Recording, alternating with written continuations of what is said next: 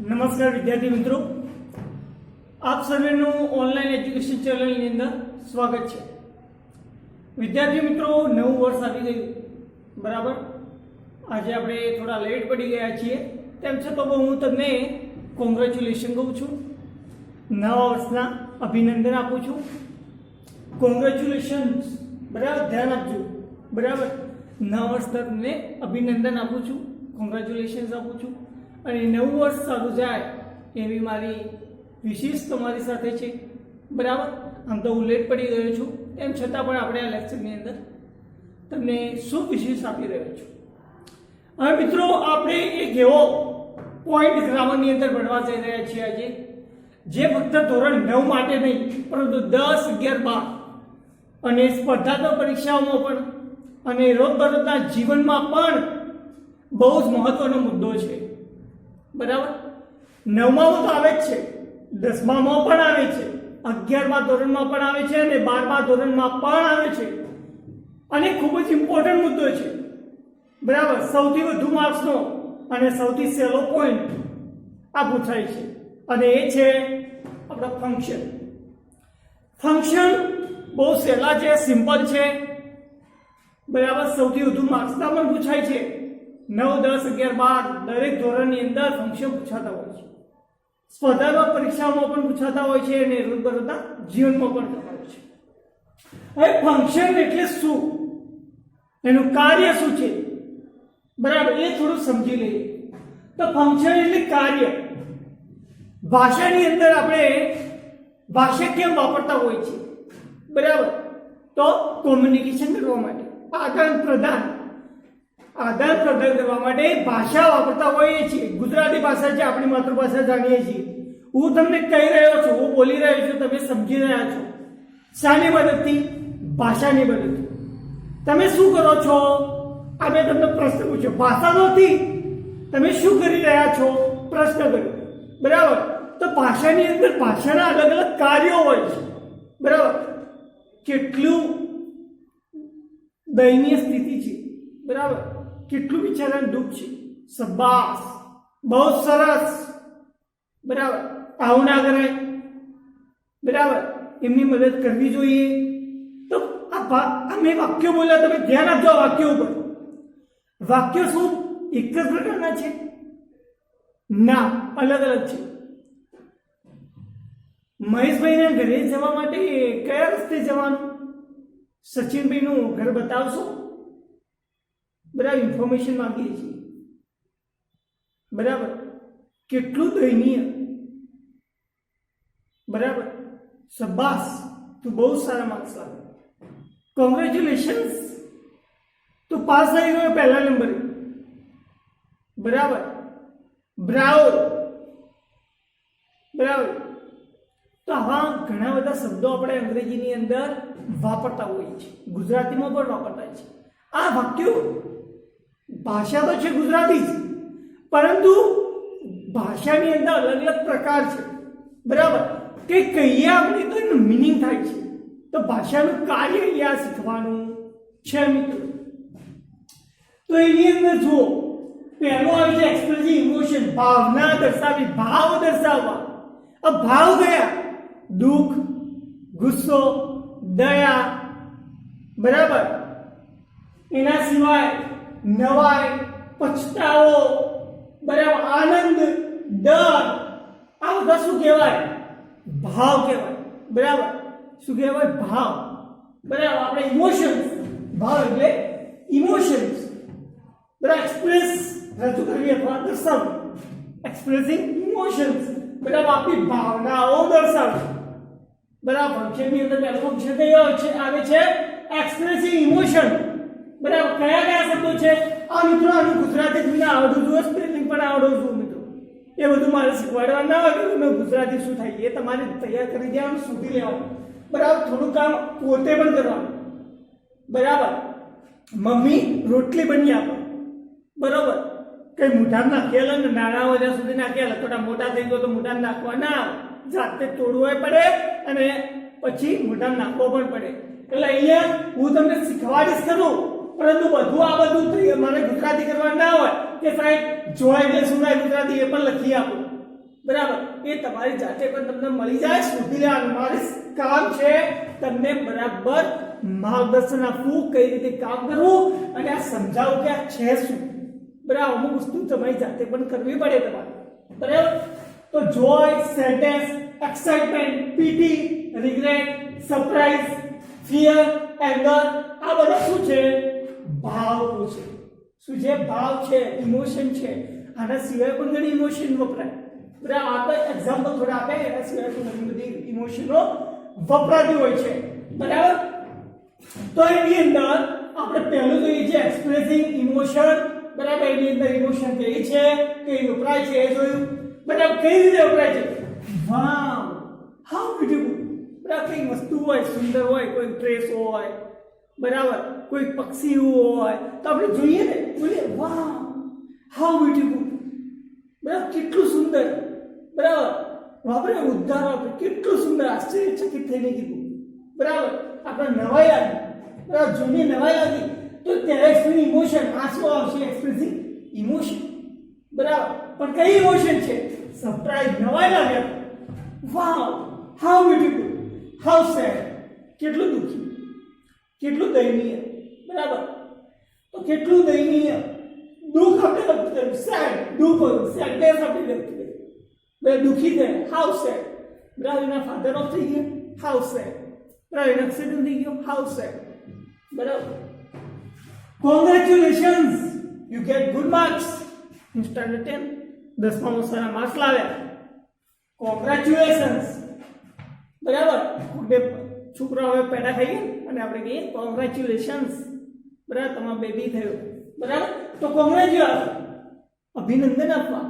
બરાબર, તો આ પર શું હોય? એક્સપ્રેસિંગ ઇમોશન ની અંદર આવશે. બ્રાવો, શાબાશ. બરાબર, બહુ સારું રમ્યો. બરાબર, બહુ સારું રમ્યો, બ્રાવો. અલાસ, દુઃખ. અરે નિરાશા, નિશાસો ન કરો. બરાબર, અલાસ, અરે વેલ ડન, શાબાશ. બરાબર, બહુ સારું રમ્યું તો well done, good play, good job, best of luck. આ તો વાપરતા આવ્યો છે. બરાબર, કોઈ વિશ આપવા માટે, કોઈ ધોરણ 10 ની કે જોબ માટે ઇન્ટરવ્યુ આપવા માટે તો બેસ્ટ ઓફ લક કહેતા હોય છે આપણે. તો આ પણ સમાવેશ છે એક્સપ્રેસિવ ઇમોશન ની અંદર. Good idea. બરાબર, બહુ સરસ આઈડિયા છે. બરાબર, કે ચલો આપણે કયો ફરવા જઈશું. બરાબર, ચલો નજીક જઈએ બાલારામ. ગુડ આઈડિયા, કયો બધા જઈએ. બરાબર, પૈસા પણ ઓછા થશે અને નજીક છે. બરાબર, તો એ વાત પર ગુડ આઈડિયા વાપરતા છે. વોટ છે, કેટલું સમજે. એની રૂમમાંથી એને બિચારા પેલા નાના છોકરાને સતાવ્યો. વોટ છે, એ મોટો થઈને નાના છોકરાને સતાવે છે.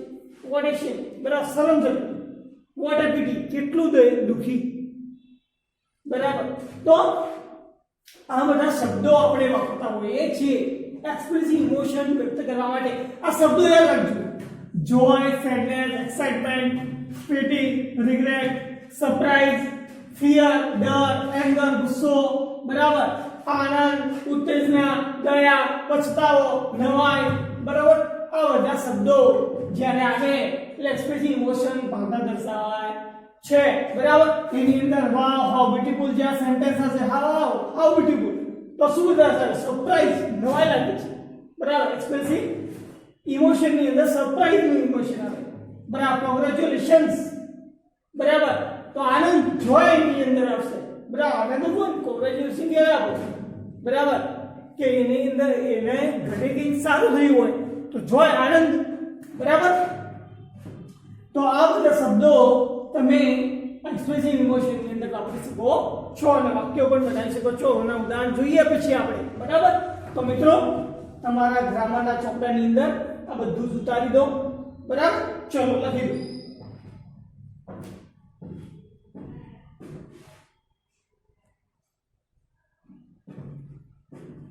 વિદ્યાર્થી મિત્રો, અહીંયા કેટલાક એક્ઝામ્પલ લીધા છે.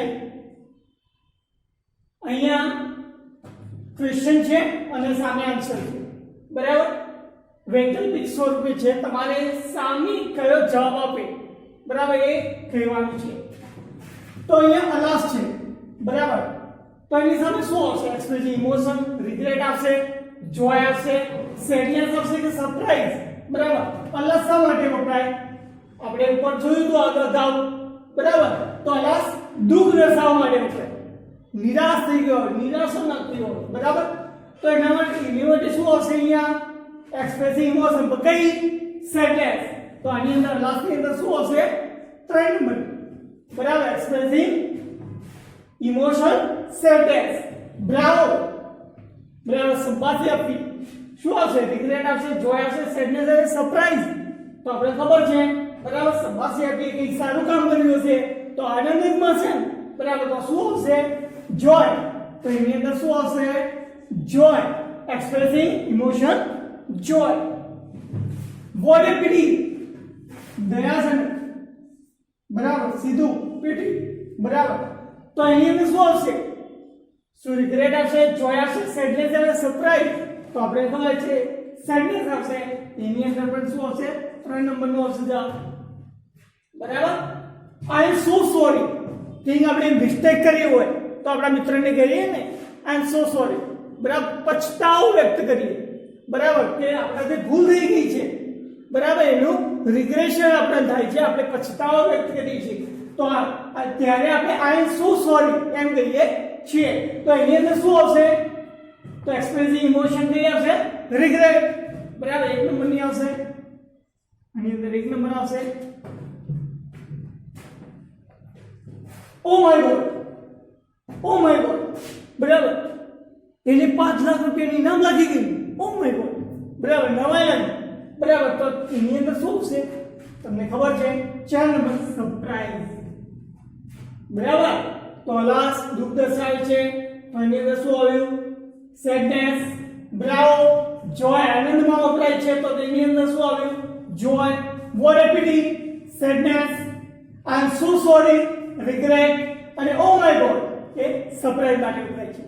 તો મિત્રો આઈ એમ શ્યોર તમને કઈ અહીંયા ખબર પડી હશે, બરાબર. થોડું વાંચી લેજો, જોઈ લેજો, સાંભળી લેજો તો વધુ ખબર પડી જશે. તેમ છતાં પણ તમને કોઈ પ્રશ્ન હોય, કોઈ જગ્યાએ કોઈ પોઈન્ટની અંદર ખબર ના પડી હોય આની અંદર, તો તમે મને પ્રશ્ન કરી શકો છો મિત્રો.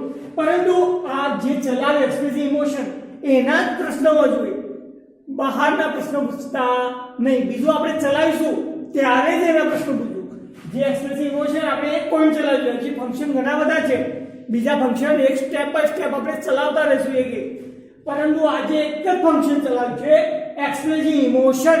એના કોઈ પ્રશ્ન હોય અહીંયા ચલાવ્યું એના સિવાય પણ તો તમે પ્રશ્ન કરી શકો છો, બરાબર. તો મિત્રો આ તમે ઉતારી દેજો જવાબ સાથે. અહીંયા મેં ઇન્વર્ટેડ કોમા કર્યા છે 2, બરાબર. એવા તમે ના કરતા તમે પૂરું લખજો, આવું ઇન્વર્ટેડ કોમા કરતા નહીં. તમે પૂરું લખજો, એક્સપ્રેસિવ ઇમોશન પૂરું લખજો, બરાબર. તો લખી દો.